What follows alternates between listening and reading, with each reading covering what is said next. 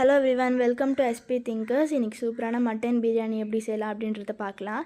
First ஃபார்ச்சுனோடைய super basmati rice 3 tumbler எடுத்துக்கிறேன். அதுக்கு தேவையான அளவுக்கு தண்ணி ஊற்றி நல்லா ஊற வச்சுக்கலாம். 1/4 மணி நேரம் ஊறட்டும், அது போதும். அதுக்கப்புறமா அடுப்பில் குக்கர் வச்சுட்டு குக்கர் காஞ்ச உடனே கொஞ்சோண்டு எண்ணெய், அதுக்கு தேவையான அளவுக்கு நெய் போட்டுக்கலாம். ஒரே ஒரு டேபிள் ஸ்பூன் இஸ் எனஃப்.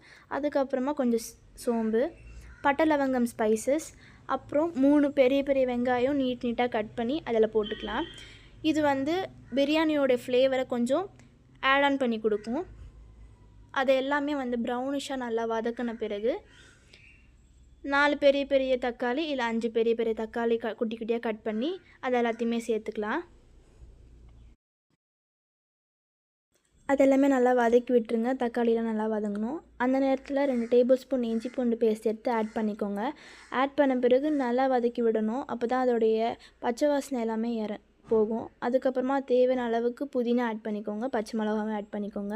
நான் பச்சை மிளகா ஆட் பண்ணுறதுக்கு மறந்துட்டேன், நீங்கள் இதோடையே ஆட் பண்ணிக்கோங்க. And 1 table spoon chilli powder, கொஞ்சம் தேவையான அளவுக்கு உப்பு, அதுக்கப்புறமா கர்ட் எல்லாத்தையும் ஆட் பண்ணி நல்லா கலரி விட்டுக்கோங்க.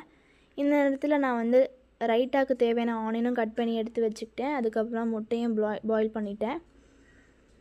அதுக்கப்புறமா நம்ம நல்லா வாஷ் பண்ணி வச்சுருந்த மட்டன் பீசஸ் எடுத்து அதில் போட்டுடுங்க.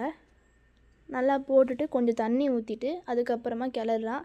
இல்லை இதை போட்டுட்டு கிளறிட்டு அதுக்கப்புறமா கூட தண்ணி ஊற்றலாம். அப்போ தான் அதோடய ஃப்ளேவர் அந்த மட்டன் பீசஸில் நல்லா இறங்கும். எனக்கு கிளற தெரியல, அதனால எங்கள் அம்மா அதை வாங்கி கிளறிட்டுருக்காங்க. நல்லா மிக்ஸ் பண்ணி விட்டுருங்க. அப்போ தான் நல்லாயிருக்கும், டேஸ்ட்டாக இருக்கும். அண்ட் இதில் தேவையான அளவுக்கு தண்ணி ஊற்றிட்டு, நம்ம டம் பிரியாணி தான் செய்கிறோன்றதுனால கொஞ்சம் தண்ணி போதும்.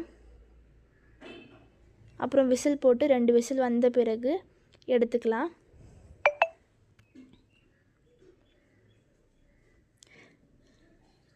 எடுத்துகிட்டு பார்த்திங்கன்னா நம்ம ஆவி பறக்க அந்த மட்டன் எல்லாமே வெந்துருச்சா அப்படின்னு கொஞ்சம் டெஸ்ட் பண்ணி பார்த்துட்டு, அதுக்கப்புறமா நம்ம கழுவி வச்சுருந்த நம்மளுடைய fortune basmati rice, super basmati ரைஸை நல்லா தண்ணியெல்லாம் வடிகட்டிட்டு அதில் போட்டுக்கலாம்.